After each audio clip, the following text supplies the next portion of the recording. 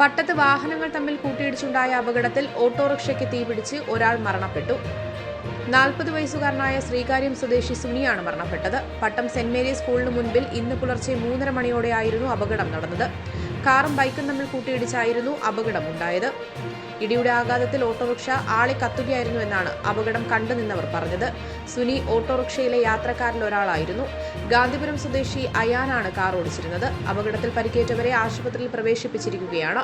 Medical college police സ്ഥലത്തെത്തി അപകട മരണം പരിശോധിച്ചു വരികയാണ്. ഓട്ടോറിക്ഷ കത്താനിടയായ സാഹചര്യത്തെക്കുറിച്ച് ഫോറൻസിക് പരിശോധനയും നടത്തും. News desk Vakkam media.